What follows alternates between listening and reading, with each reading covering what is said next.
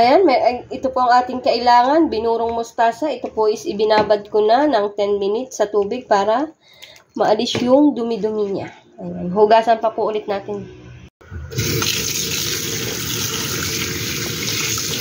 Kailangan po natin isa-isahin at gawa ng may mga bato-bato po. Kaya kailangan po isa-isahin pag maglilinis.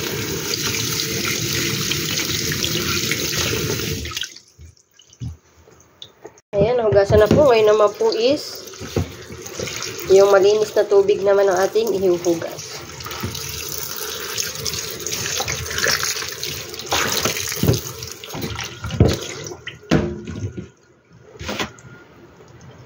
Naman po is gagayatin natin ang ating mustasa.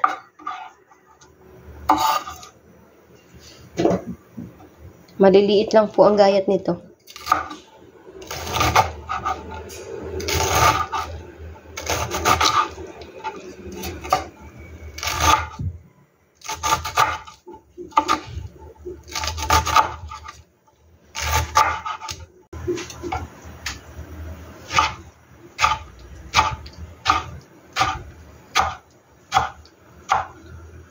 Yan po, tapos na po ang ating.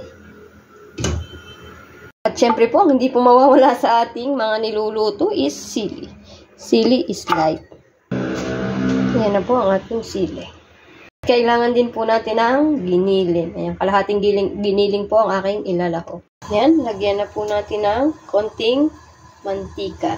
Konti lang po, okay na po yan. Po, pag po mainit ng ating kawali, ilalagay na po natin ang ating giniling.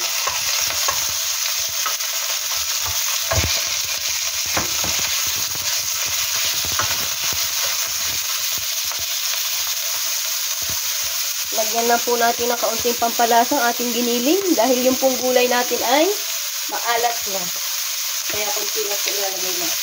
Kapag po medyo brown na siya, pwede na po natin ilagay yung ating mustasa.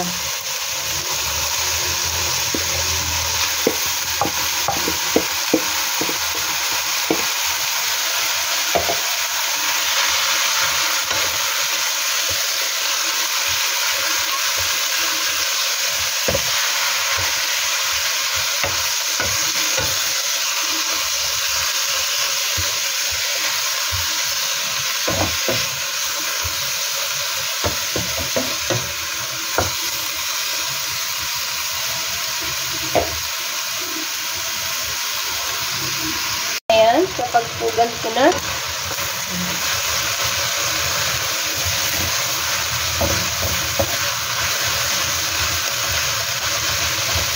lalagay na po natin ang ating sili.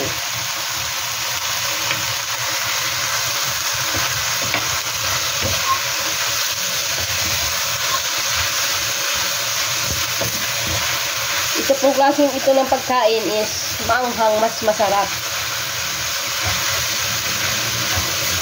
Minsan po 3 sili nilalagay ko pag nagluluto.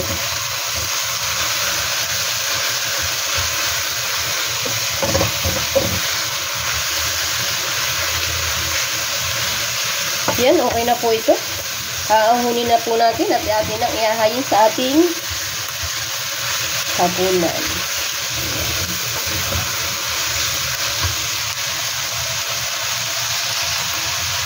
At yan, luto na po ang ating ginisang burong mustasa. Ayan. Thank you po Lord sa lahat ng blessing and thank you po sa laging nanonood ng aking mga video. God bless po. Thank you po. Bukas po ulit. Salamat!